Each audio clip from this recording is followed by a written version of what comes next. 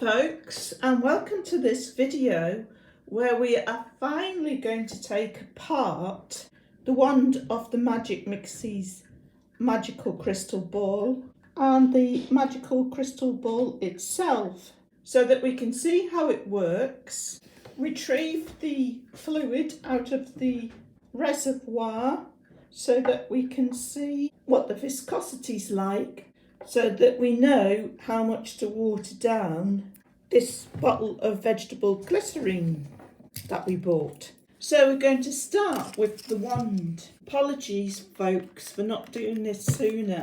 I know I said weeks ago that we were going to do this, but just had lots of things cropping up and couldn't fit it in. So this wand's interesting in that it sort of sends a pulse, doesn't it? Yeah, it works by infrared, doesn't it? So it must be sending some codes to the smoky globe part. Because it makes it change colours. Yeah. So there's also got to be some sort of tipping sensor in the wand as well, because it can tell if it's held upright or horizontally. I didn't think it did at first. I thought it was just random, but we did find out that you did have to change it at some point to move on through the creation process. Right, so it's got these little caps on to make it neater, and they just push out.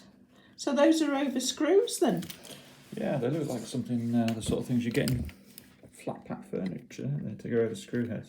Ah, interesting. I'm surprised they've gone to the trouble of making little caps to put over. You would think they'd just leave the screw head showing, wouldn't you? I think they just wanted to make it look more like a wand.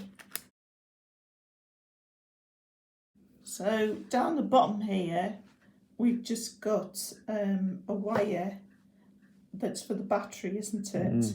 2 wires for the battery. So we've got the on-off switch here.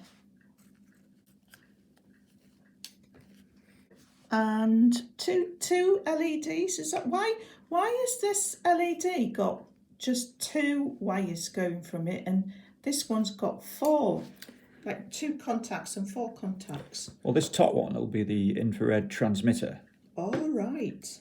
And the one below it is a multicoloured LED, because you know when you use the wand, the tip glows up in different colours, doesn't it? Depending on what you're doing with it, shaking it. Right, so this is like an LED. This one provides the colour. Lots of different colours. Multicoloured, yeah, under microcontroller control. But this is an infrared. Which is sending the signal to the smoky globe.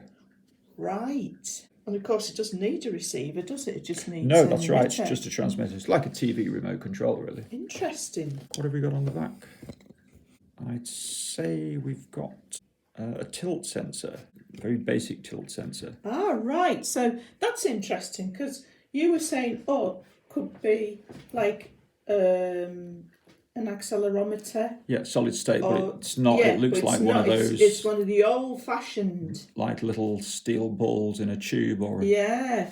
I suppose if that'll work, there's no point in using a more sophisticated component. You can just use the traditional. That's right. Yeah, because if you used a solid state device, gyroscope or accelerometer, you'd have the more difficult code to write to make it to interface with the microcontroller under this blob of resin. So Paul, you said when you tip this. Yeah, when I tip it like this, I can hear that little ball going from one end of the tube to the other. Wow. It's fascinating, isn't it, how toy companies can still use some real old traditional methods. I mean, it's like antiquated, really, but it works, and it's been interfaced with a microcontroller. Yeah. That one there. Yeah. So what's this here? I'm not sure. I'm not sure what this is. It's so the legend on the PCB says switch 1 under here, and under here when I say switch 1, it's SW1, which is short for switch 1, and under here it says SW4. Oh. So it looks like there were 2 sort of balls in a tube attitude sensors. Oh, there's 2? Yeah, but I'm not sure if this one might be different, because the legend on the circuit board indicates that it's like a coil. It indicates it's a coil? Yeah. Yeah, you can see there that there's like a picture of a coil underneath it, isn't there? Yeah. So I don't know if it's what would be called an inductor and it's part of the circuit, operating circuit, although it's a slightly fancier non-solid state attitude sensor. I'm not sure, but certainly this one, as you can hear the ball moving.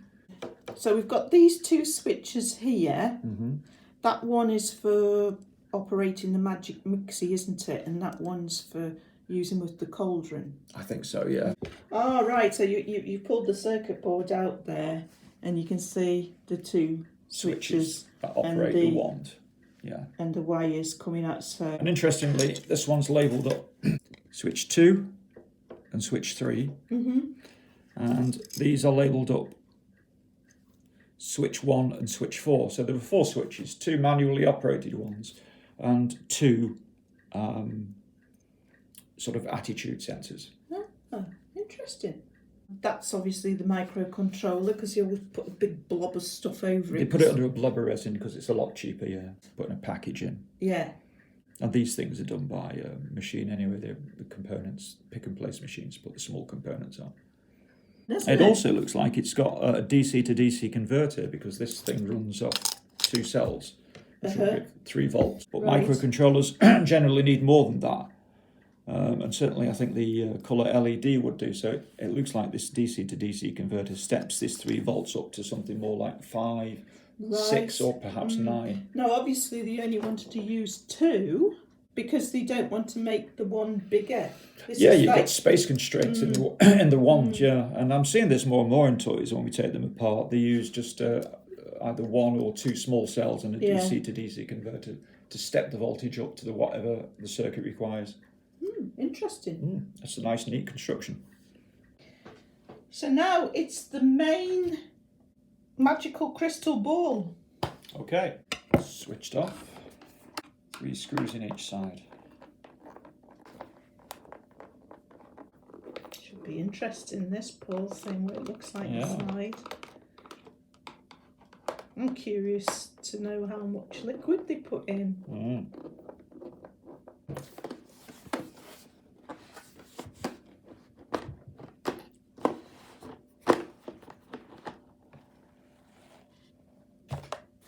It's not a speaker for making a noise.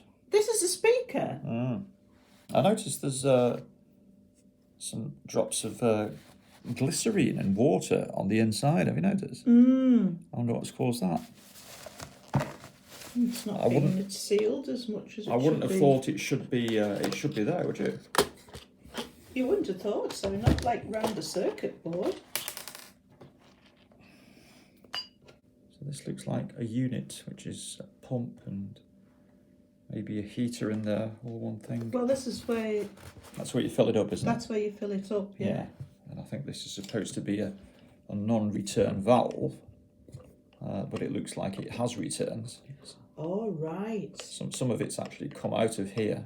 Right. Yeah, it's all over the place, really, on the inside, which is interesting because it's... I had to have it stored on its side. Ah, right, okay. But still, because it's got a non-return valve, you would think that would stop it. No, there should be a spring in there. But there is a spring in there. A stronger spring. It's not very strong, I must admit. Right. So, I suppose that's something to bear in mind. Yeah, don't store it on its side. Make sure it's stood up. Because I would have thought if that water and glycerine were to get over the circuit board, it would stop it working properly. So we can point out a few things on here straight away. There's that's the microcontroller under the blubber resin. That's the infrared receiver. This is the multicoloured LED that lights up the switch. Crystal switch thing, Crystal switch, So that's the multicoloured LED there? It is, yeah. Anything else on there, Paul? Are these capacitors? Electrolytic capacitors, these are, yeah. Wow, I can't believe I actually knew what component it was. But this is the interesting unit in this toy. This unit that holds the glycerine in there. The glycerine, you can actually see how viscous it is. There's some here. Yeah. Well, from here as well, you can see how viscous it is. So this is the little reservoir that holds the glycerine and water liquid. Right. And there's a pump built in here, and there must be some sort of heater as well. And I'm looking at these 2 wires. You've got a thickish wire there and a thickish wire there. much thicker than these wires, so I would think that these carry the power to the heater. Right. So it'll be the same sort of heater that you have in a vape type device for smoking. So we've got to get that apart. I think that's the interesting bit. But of course, before we do that, we've got to really clean it up. Dry it all off, yeah. So this purple plastic tube here is connected to the top of the reservoir, possibly where the heater is, and it ends up opening out here. It's like a miniature exhaust, and that's where the smoke will fill the right. magical crystal ball chamber. Right.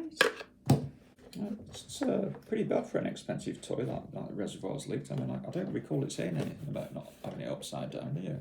I didn't read all it. To be quite honest, I didn't read all the safety instructions because, well, people never do they? Because they're always... so I'm not sure if it said do not store on its side, but it might have done that. It's something learned there, isn't it? Yeah.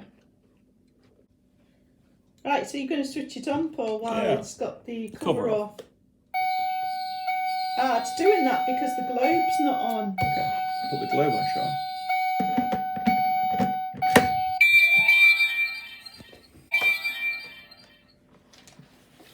So we're interested in the this component, aren't we? Which is the reservoir and the heater. So how do we start it going? Do we just press the button?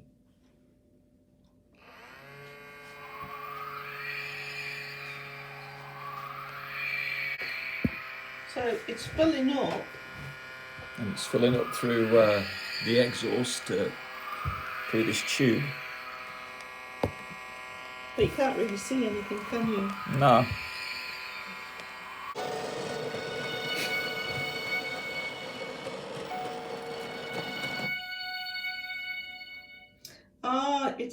It's taking the toy back down. It was 3 spiral rods. I think you can see one there, spaced at 120 degrees, and when those are driven around by the motor, it makes the platform come up and down on the spiral rods. It's quite empty inside, of course. That's where the toy would be, isn't it? So that's all I've got time for in this video. So I'll continue this tomorrow. I'll upload another video tomorrow, and in that video you're going to remove this, aren't you, Paul? Yeah, we'll remove this unit, which is the reservoir that holds the water and vegetable glycerine. Yes, this holds the water and vegetable glycerine mix, and the pump's in here, and I think you can probably just see this device in there, a little white thing with a wire coming off it. I believe this might be the heater that is heats it up to sort of make it vaporize and make the smoke inside the dome. But what we'll do, we'll take this out tomorrow and we'll operate it whilst it's not connected to anything, so we can see closer. Oh, that'll be interesting. Yeah. So I hope you'll join us again for that, folks. But that's it for this video. Thanks for watching as always, and see you next time.